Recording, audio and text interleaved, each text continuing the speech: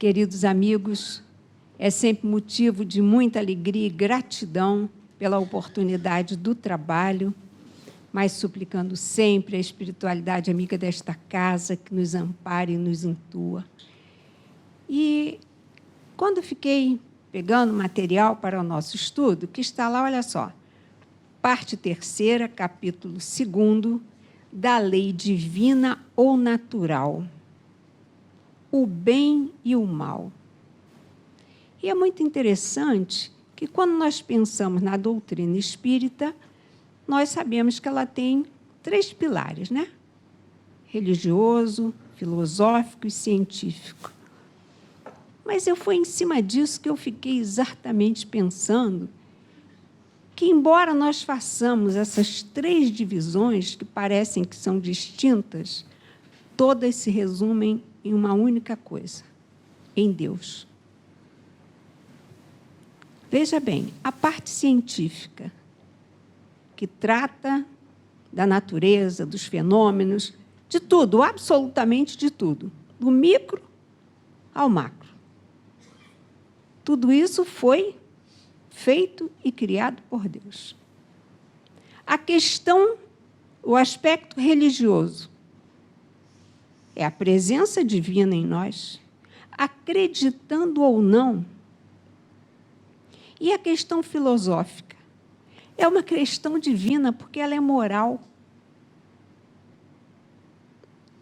A importância do aspecto da filosofia é nos levar a uma reflexão de moralidade. Então, está tudo encadeado. Às vezes a gente pensa, não, o Evangelho é porque fala de Jesus. Não, tudo está falando de amor, tudo está falando de entrosamento, de encontro. E é nesse encontro maior, nesse encontro nosso com o divino. E nessa tarde, né, nós trouxemos, nos foi pedido essa reflexão, e que, olha, acho que extremamente oportuna, como foi a abertura. Essa questão é muito engraçado, né? Porque a gente sempre acha, às vezes, que a gente escolhe, que as coisas... Não, não. A espiritualidade escolhe a mensagem absolutamente atual. Tolerância, compreensão, respeito ao diferente. Nós estamos sendo obrigados, e nós, enquanto espíritas, trazemos uma responsabilidade enorme, gente. Alguns companheiros eu vi chegando hoje pela primeira vez. Talvez estejam chegando a esta casa, mas não a doutrina espírita. Mas já vão sair daqui com alguma coisa a mais. Ninguém pode sair daqui do jeito que chegou. Já recebeu alguma coisa. E nós, espíritas, estudamos muito, conhecemos muito, sabemos muito. E, como diz o ditado popular, quem sabe se compromete. Então, nós, enquanto espíritas, daí o encontro com o trigueiro será fantástico. Porque não adianta o saber. O saber precisa ser colocado em prática. Não adianta nós sabermos todas as questões do Livro dos Espíritos na ponta da língua. Discorrer sob perispírito, mas não dá bom dia ao porteiro. Vai tudo por água abaixo. Né? Então, a doutrina, ela é para ser colocada em prática. Ela não é para ser falada. Ela é para ser... botar absolutamente em prática.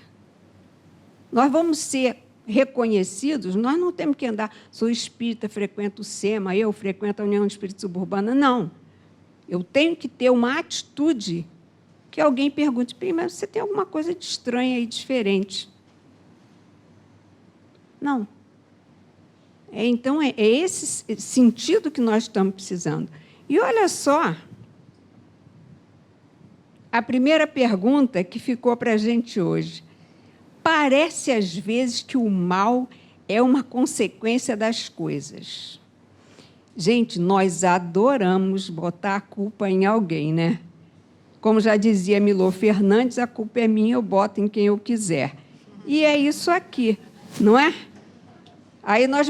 Sim, ele dizia isso e com toda razão, não é? A culpa é minha, eu boto em quem eu quiser. Por quê? Nós adoramos forças do mal, né? Alguma coisa. Meu Deus, tudo conspira, né? O cosmos conspira contra. Nós adoramos isso, né? Esse momento que nós estamos vivendo com a chuva, cai isso, derruba aquilo. Não, gente. É em consequência mesmo das nossas atitudes, né? Um monte de analfabeto construindo. Erros certamente matemáticos em muitas das nossas construções que caem. E olha que hoje, hein, o que não falta é material já pronto, né?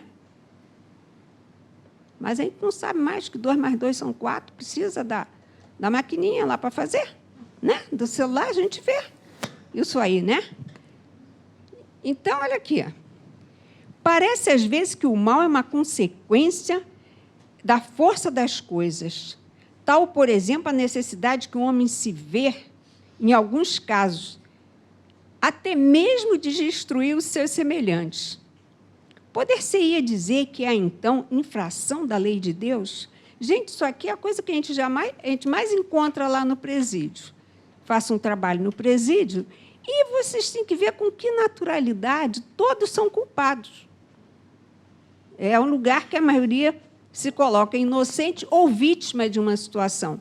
Veja bem, nós não estamos tirando os desafios, mas a maior dificuldade nossa em tudo é, bem, mas eu podia ter feito uma outra escolha. Essa é a questão. Então, num primeiro momento, né, no início, na nossa momento do homem lá, primitivo, começando, matar os animais, matar as pessoas, uma lei de absoluta sobrevivência. Hoje, isso já não cabe mais, né? Vejam que, atualmente, o número de pessoas que já mudaram toda a sua alimentação porque se negam a alimentar-se dos animais.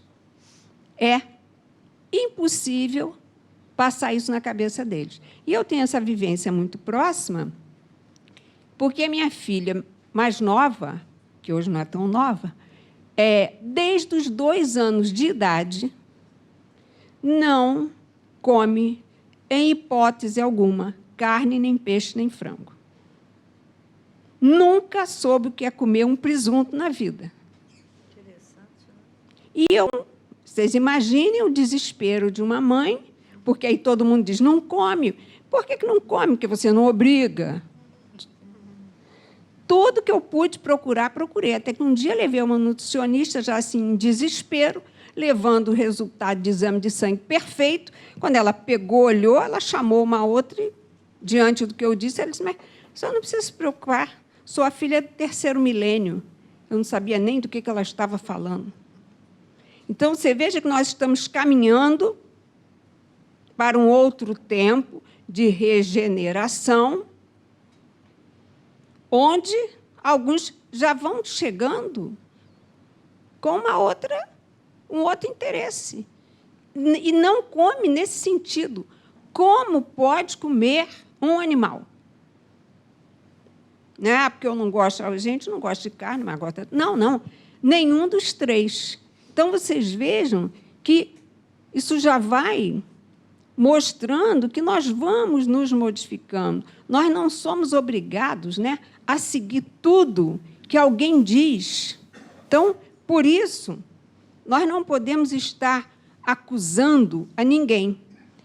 E aí, o mal, ele, às vezes, ele chega a ser necessário. Aí a gente lembra lá nesse princípio, que se matava por uma sobrevivência, por uma alimentação, à medida de que hoje nós vamos mudando. Nós já temos uma percepção. Isso, gente, nós podemos expandir para N coisas da nossa vida, que não mais se justificam, né? Hoje, nós ainda vemos, e aí a gente vai dizer assim, gente, mas isso daí não tem nada a ver, né? Não tem. Tudo a ver. Vimos, ano passado, um escândalo, né, de quantos pais pagando para que seus filhos fossem aprovados na faculdade de medicina. E não era R$10 nem R$5, era muito dinheiro. Era muito dinheiro. Então, veja bem, o que é que você está esperando deste cidadão? Deve estar esperando apenas um diploma. Que ele chegue em casa e tenha um diploma. Você não pode esperar de alguém que compre uma entrada a uma faculdade, que vai ser alguém que vai se capacitar. Porque, gente, nós estamos falando de questões que são morais. A grande luta nossa, no momento em que vivemos, é uma luta de questão de ordem moral. Intelectual, nós estamos maravilhosos. Mas, moralmente, é que vai toda a diferença. Nós achamos que tudo é possível. Por quê? Porque eu quero. E por que eu não posso ser atendido?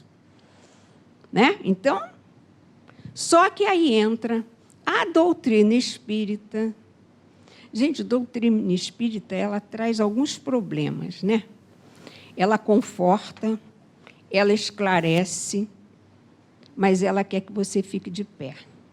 E ela tem uma palavrinha horrorosa, que se chama responsabilidade. Você é o único responsável pelas suas atitudes. Nós não podemos mais acusar ninguém.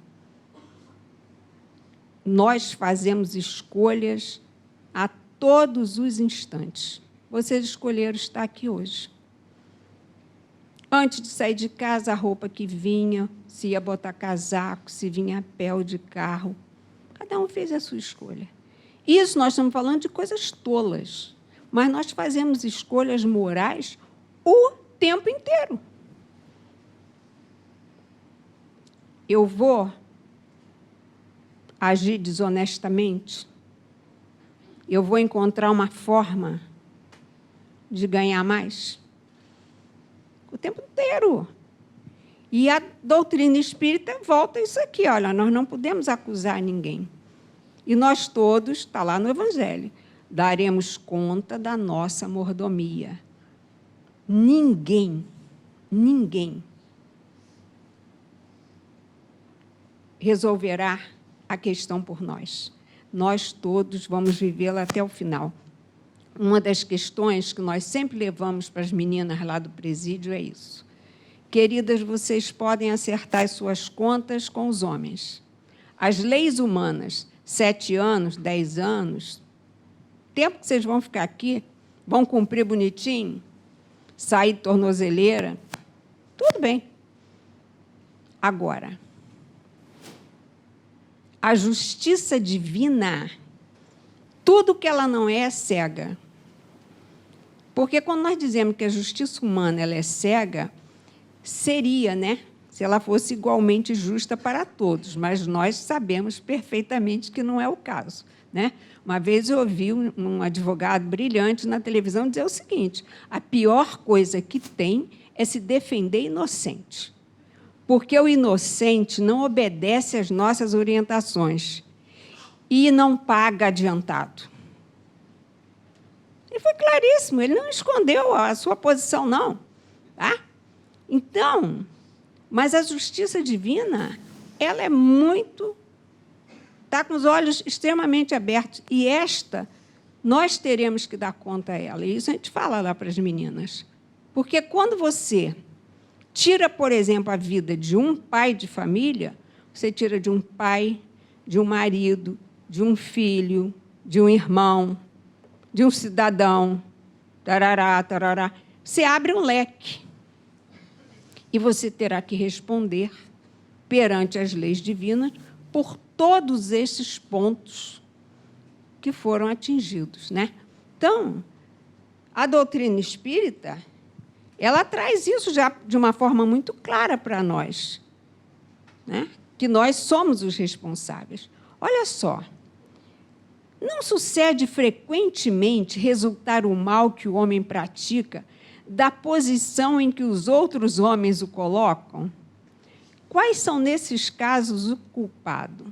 Reparem que as perguntas, elas são perfeitas para nossa maneira de pensar. É a pergunta que nós, homens, faríamos, né? Mas, gente, a gente está lá. Eu não tinha culpa, eu só estava junto. Estava todo mundo lá aproveitando, eu só aproveitei também. Você poderia não ter, entre aspas, aproveitado. Aí a resposta: o mal recai sobre quem lhe foi o causador. Mesmo que o mal tenha sido praticado por um homem influenciado por outro, ou até por uma coletividade, não fique isento da sua responsabilidade, porque, em última análise, quem decide é ele. Então, às vezes, né, nós pensamos, isso, gente, quando a gente quase sempre está pensando nisso, nós só pensamos nas pessoas que vivem em condições financeiras de dificuldade. Aí nós pensamos nas favelas. Aí, gente, eu fui procurar o que era favela. Nunca tinha pensado nisso. Favela é simplesmente um conjunto de moradias populares, construída com o que é encontrado e, quase sempre, na beira das encostas dos morros. Isso são as favelas.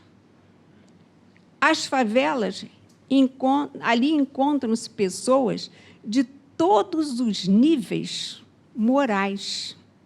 E aí me lembrou, no outro dia, eu ouvia na CBN um companheiro que fala 2 vezes por semana sobre condomínio. E ele, em São Paulo, mora numa área boa, né? Excelentes condomínios, só que agora perto surgiu uma área de periferia. E aí o problema começou, né? Precisamos de segurança. Então, os prédios, aquilo tudo, todo mundo arrancando os cabelos desesperados, porque tinham que aumentar o problema de segurança. E ele, então, numa reunião, estão todos lá discutindo, ele diz o seguinte: olha só, aqui no nosso prédio, das 9 empregadas domésticas, 7 moram nesta comunidade. O porteiro que está conosco há tantos anos mora nesta comunidade.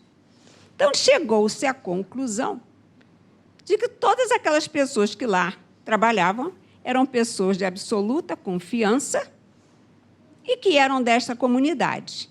E aí ele sai com a seguinte pérola: acontece que nós temos um morador que há 15 anos não paga o condomínio e que vive enrolando isto por 15 anos. Aí, o que ele disse? Na favela, ou melhor, na periferia, moram pessoas desonestas, moram pessoas honestas, como aqui no nosso prédio também. Então, nós temos por hábito, né, ir distanciando, como se nós pudéssemos enjaular. E nós não sabemos, gente, nunca quem é que está ao nosso lado. Outro dia eu estava no ônibus, vejo uma moça. Engraçado, eu conheço esse rosto, não me é estranho, eu conheço. E eu tenho uma facilidade muito grande para guardar. Era uma das meninas do presídio. Então, eu fiquei rindo sozinha comigo mesmo, né? Se aquelas pessoas daquele ônibus soubessem que aquela moça, há 2 meses atrás, estava detida. Possivelmente, a metade ia sair correndo. Então, nós não temos a menor noção. E todas as pessoas têm o direito. O direito erram e têm o direito de receberem a recuperação, a oportunidade. Aliás, gente, eu creio que das coisas mais maravilhosas da doutrina espírita é falar tanto para cada um de nós da reencarnação. A maior misericórdia divina é a reencarnação. Nós recebemos a oportunidade de ir refazendo. Vamos de novo, não aprendeu. Vai mais uma vez, não aprendeu. Volta um pouquinho, mas sempre aproveitando tudo que já tivéssemos conquistado. Nada é perdido, tudo é aproveitável e aproveitado. Então, nós temos que ter isso tudo aqui muito claro na nossa mente e olhar para aquele que, num determinado momento, nós o vemos como errado, como se fosse sem solução, como se fosse um perdido, como se fosse um pecador eterno. E nós sabemos que não é isso. Ainda bem, né, por misericórdia divina, nós não temos a recordação das nossas outras vidas. Mas bem que a gente percebe um monte de coisa, né? Um monte de tendência, nós conhecemos, né? A gente, ainda bem que não fui por aí. Nós percebemos, está ali no nosso jeito, no nosso falar, né? Está lá. E nós vamos caindo, né? Nessa oportunidade de nos olharmos. Olha lá. Será tão repreensível quanto fazer o mal, desejá-lo? Isso aqui é sério. Aí a gente tem que voltar, vamos voltar lá para o nosso tempo de igreja católica, né? Porque a maioria de nós veio de lá, né? Até porque as nossas reencarnações como espíritas pode ter tido umazinha, né? Pelo tempo que a doutrina espírita tem, poucos de nós batemos e voltamos rápido, né? Então, já viu que não... Vamos arredondar para 180 anos. É que a gente voltou tão rápido assim, que 50 anos a gente já estava voltando, voltou? Não sei, não. Então, a maioria de nós, ou a gente vem da Igreja Católica, ou da Umbanda, né? Nossa vida está lá. Engraçado, quando a gente começa a conversar com o espírita, que a gente aí puxa, tem sempre uma avó, tem sempre uma tia, tem sempre um conhecido, né?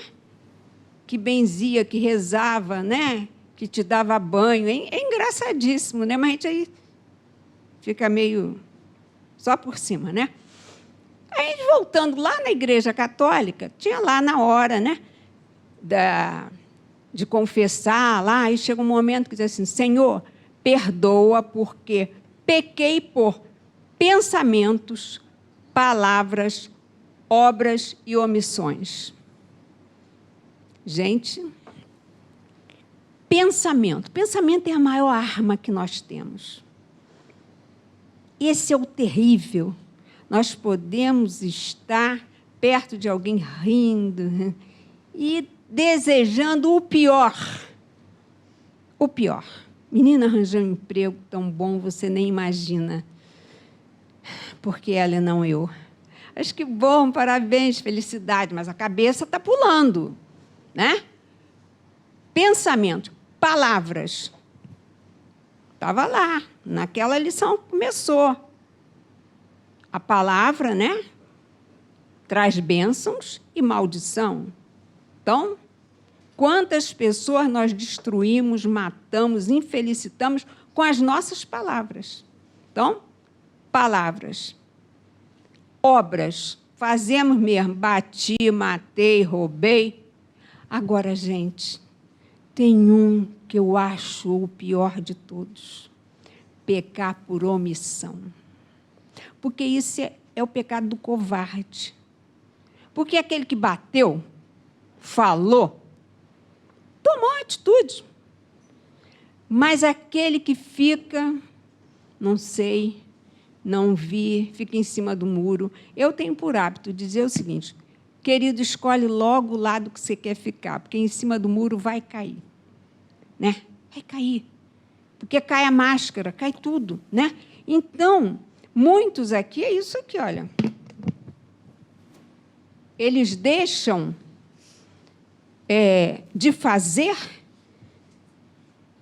apenas que não praticam por falta de ocasião, mas é culpado porque deseja.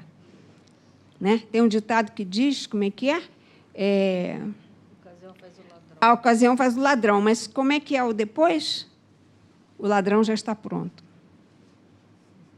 A ocasião só te atrai. Se você não tiver esse instinto, você vai... Nós vemos, gente, vira e mexe, a gente vê na televisão pessoas simples que encontram dinheiro em quantidade grande, vai procurar quem é o dono. Mas nós vimos no outro dia o rapaz, não foi? Que botaram na conta dele não sei quanto, ele comprou um carro maravilhoso. Rapidinho. Escuta aqui. Estava dentro dele, gente.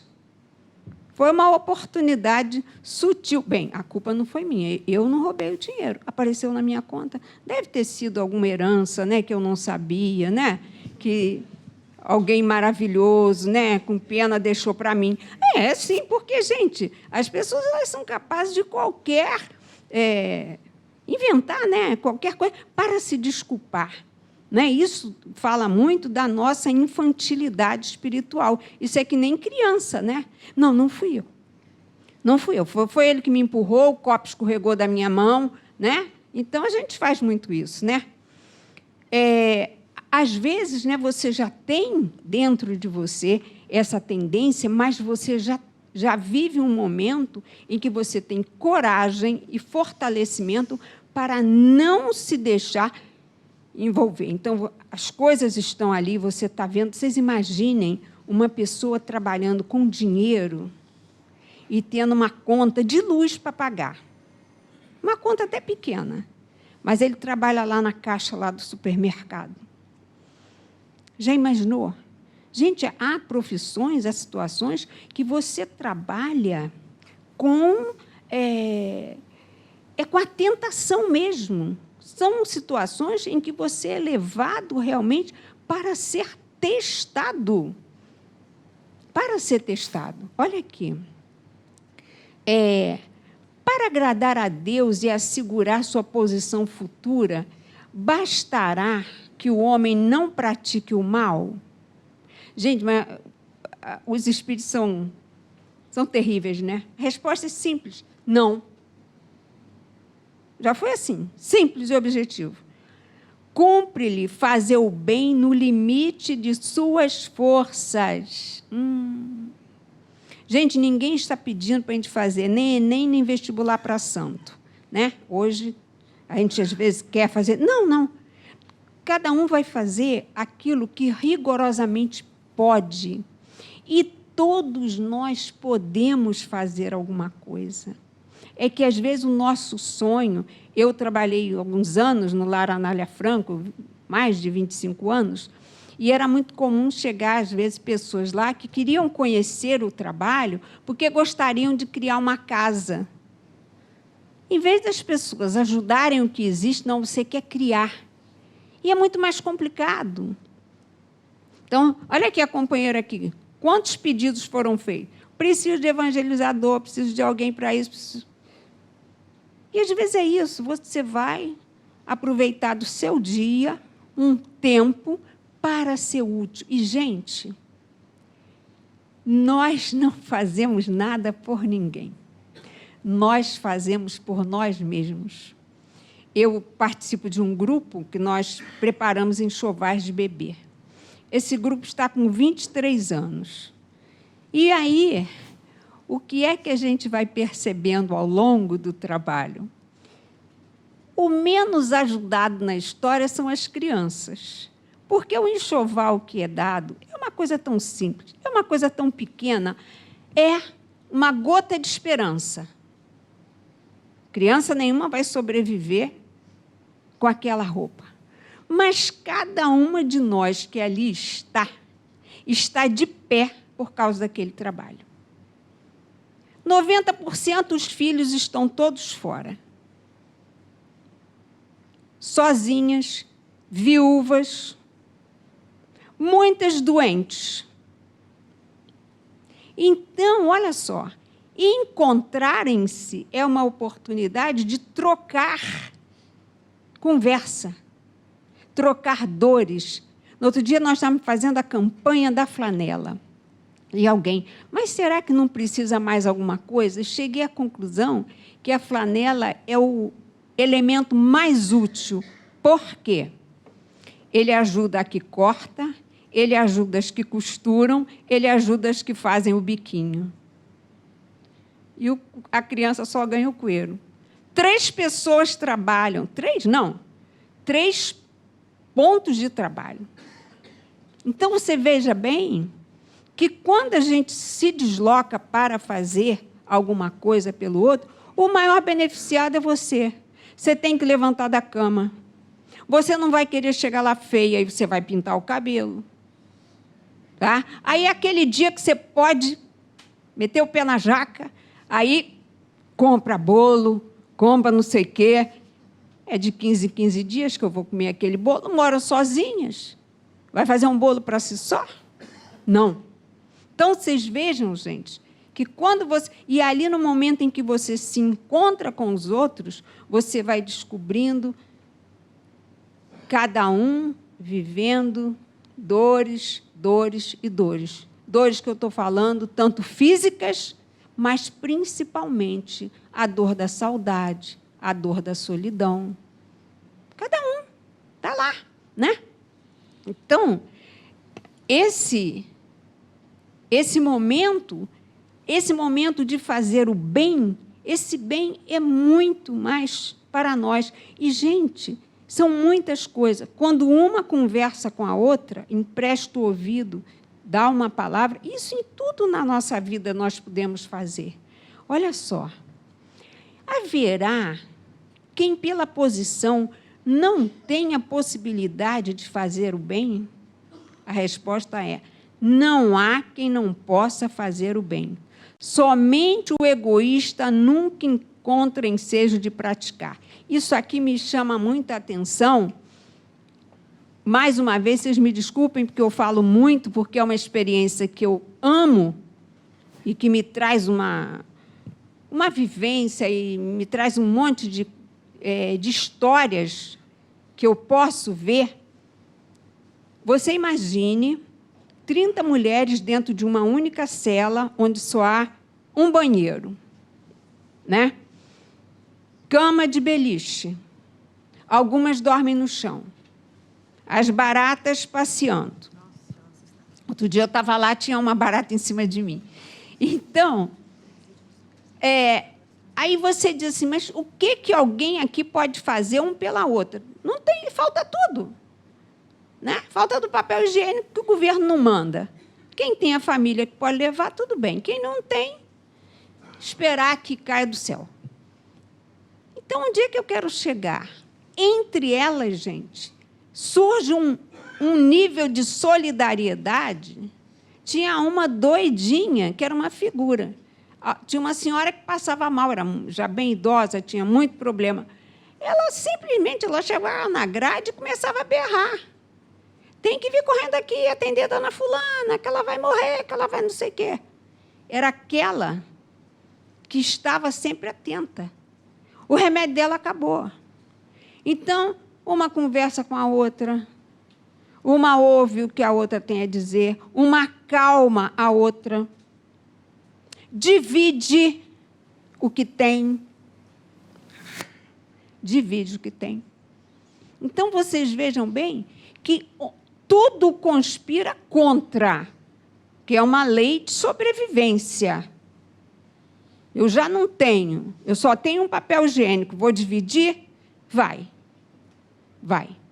Entendeu? Então, isso aqui é um alerta muito grande a cada um de nós, porque todos nós podemos fazer algo de bom, né? Não tem a menor dúvida. Olha só, para certos homens, o meio onde se acham não representa a causa primária de muitos vícios e crimes? Aí, vamos lá na questão 260. Olha o que ela nos diz. Como pode espírito desejar nascer entre gente de má vida? Forçoso é que seja posto num meio onde possa sofrer a prova de que pediu.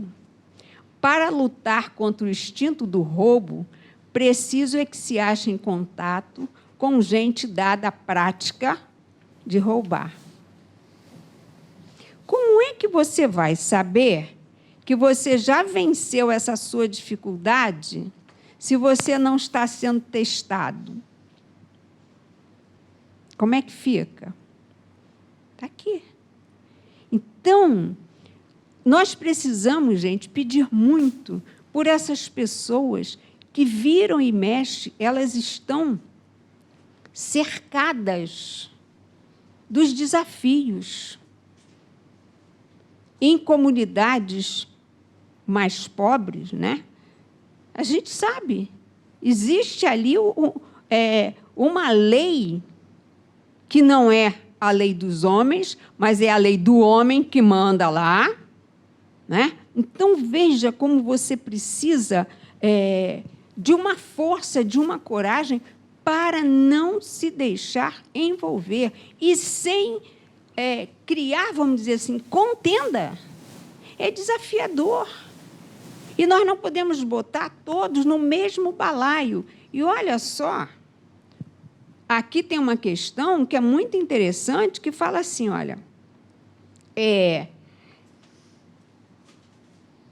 quando o homem se acha, de certo modo, mergulhado na atmosfera do vício, o mal não lhe torna um arrastamento irresistível? Olha aqui a resposta. Arrastamento, sim.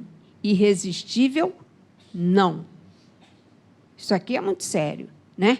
E nós vamos ver que, dentro desses ambientes, nós encontramos, muitas das vezes, espíritos que ali reencarnam e vão viver em comunidades muito difíceis.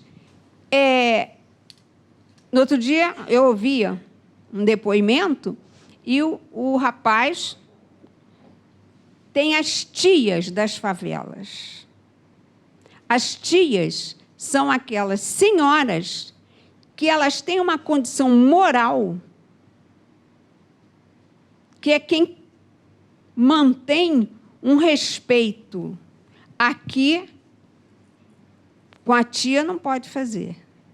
Com aqueles protegidos da tia, não pode fazer. Não que ela esteja envolvida, não, mas isso é uma condição moral. Condição moral só pode ser do espírito.